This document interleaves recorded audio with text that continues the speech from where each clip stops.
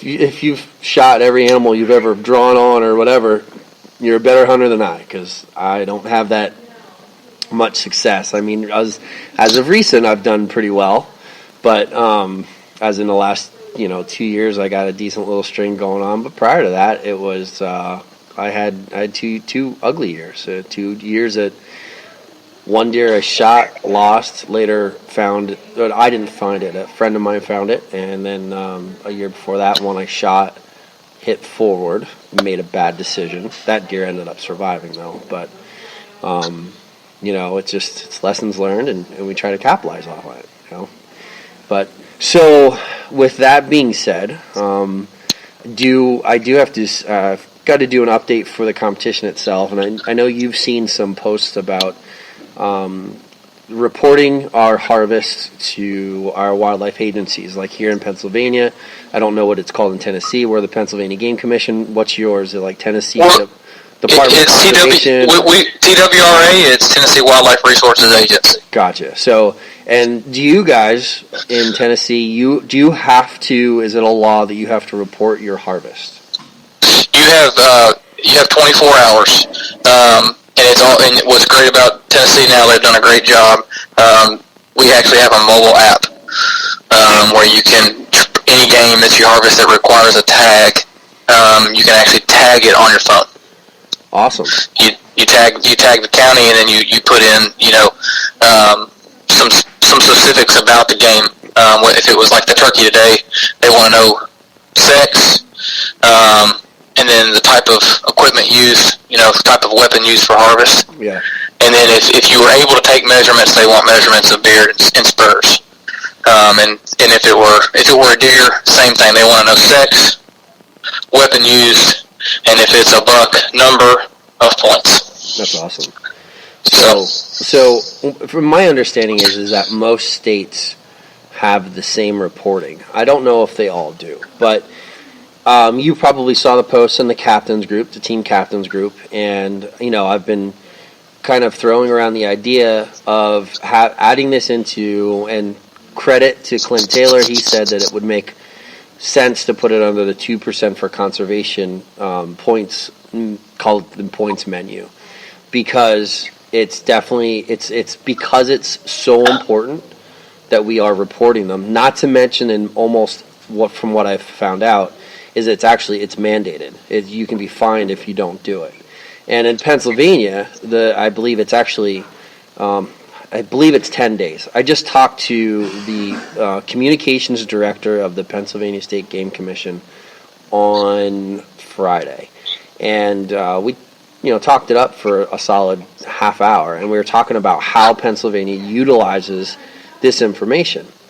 And Clint also talked about how I think he's in British Columbia or Alberta. He's in Alberta, and he talked about how they use the reporting and how there's actually a negative impact in Canada because they utilize the amount of reported harvests, and if hunters aren't reporting when they're not being successful, that it actually has a negative impact. That could affect if they decide to make it a tag or a draw-only area to hunt versus, open to public tagged hunt that you buy with your license. Does Tennessee do anything like that, do you know? We do. Now, as far as if they use those numbers, similar to what Clint was talking about, I'll be honest, I'm not sure. I know that in Tennessee, I'm not trying to dumb the term down, but really everything's so over the counter. It's like it's a license to kill. Okay, you buy your license. It has a predetermined amount, a predetermined limit, whether that be whitetail or turkey, and you tag them as you go. We have a fairly large plethora of game. So as far as not reporting kills, I'm sure it weighs on the state, and they are probably trying to figure out how to take care of that. I know one thing that they do, not from personal experience, but from a friend's personal experience, is they definitely follow social media.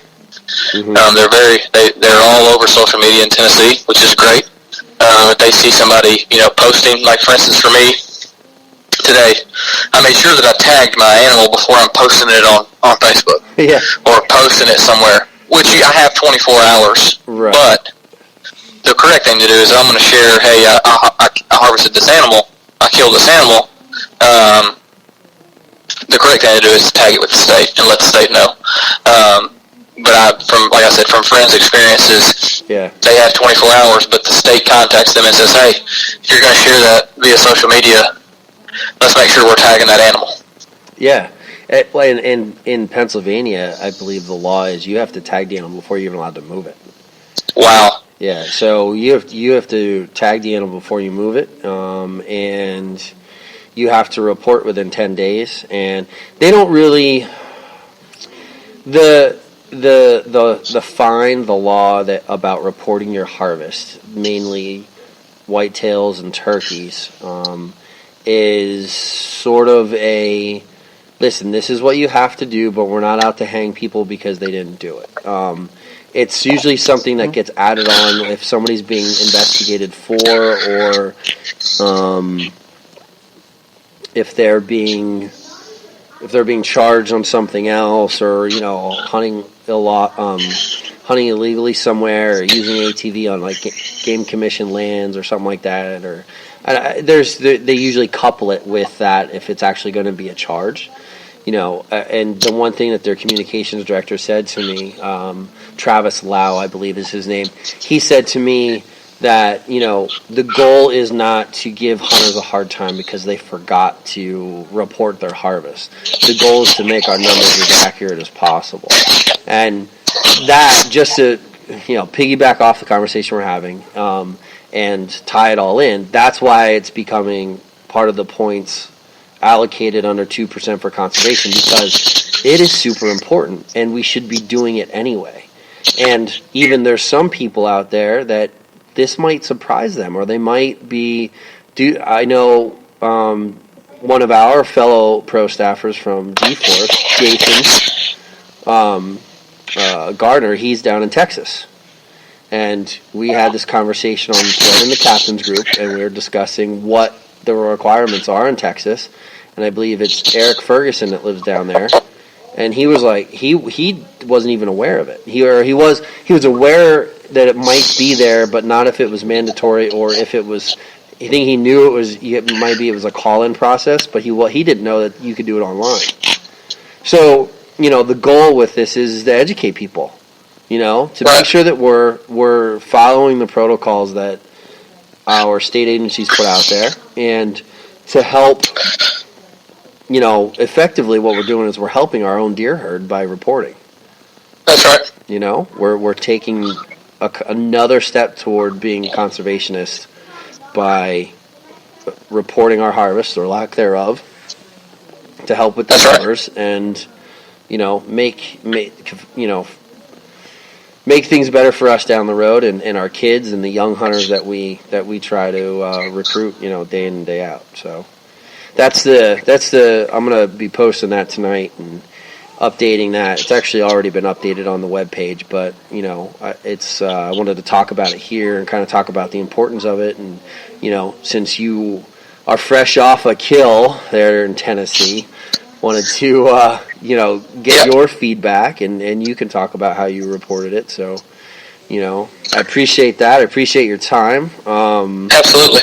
It's. Well, hopefully we get to do this again. I'm going to try to do this a little bit more often, maybe once a week or once every 2 weeks, as people are harvesting animals, winning tournaments, and try to make it more, I want this to be more about the competitors. And we're going to bring some sponsors on and stuff like that, as well as I got some sponsors that they're sort of on their way in and in the spotlight, but we're as that stuff happens and we make announcements, we're gonna start bringing those folks in, and we'll go that route. So, good deal. Hey, man, in closing, I would like to know who you representing, who are you using. This is your time to shine, per se. I mean, who do you want to thank for the opportunity to the people who support you and the people that you support? And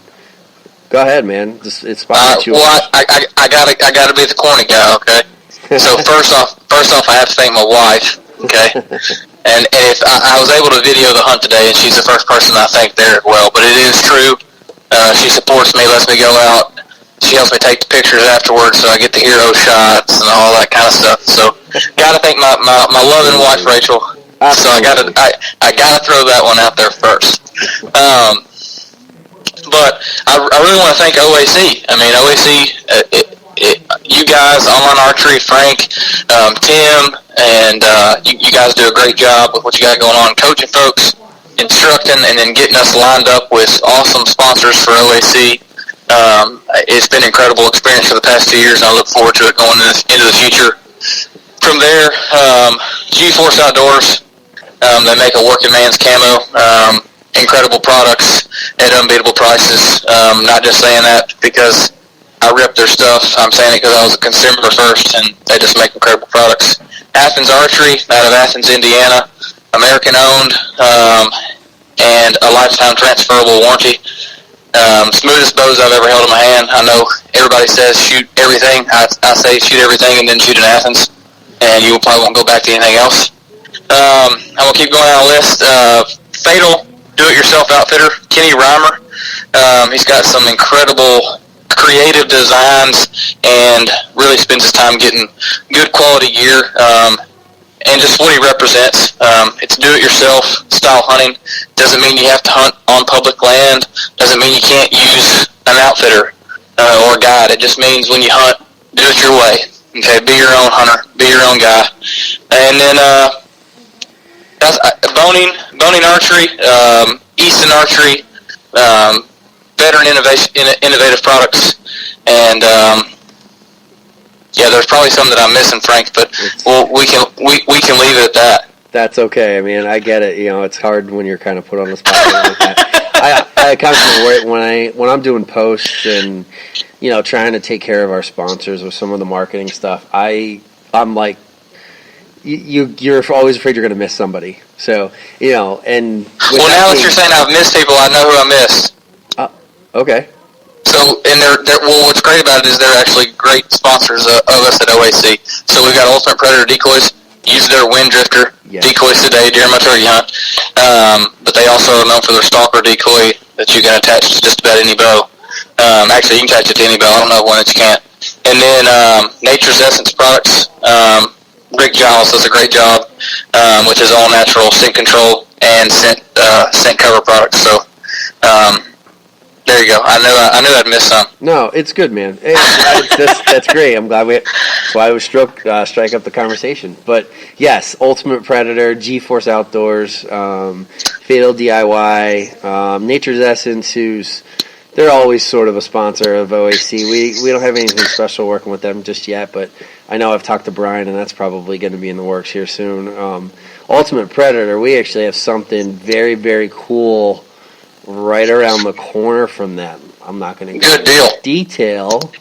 Not going to go into detail, but I can tell you that we're both really excited about what's coming. So, and you keep talking about these Athens bows, and I just can't seem to get them here on the East Coast, man.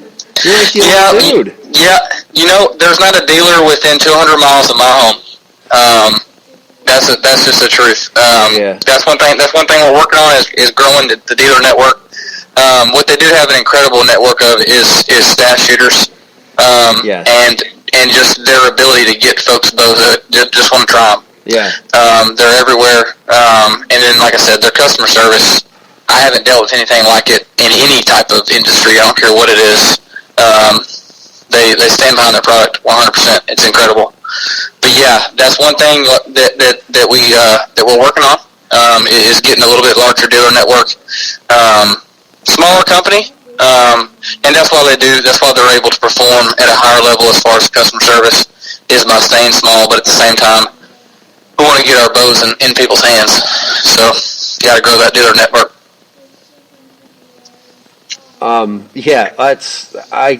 did not know that they had a lifetime transferable warranty. Transferable if you buy one new or used. If you buy a bow, you buy a bow, an Athens bow that was manufactured in 2010, and you get it and it's got a split limb. I know Rodney Rudd will give you a shout and say, hey, send it back.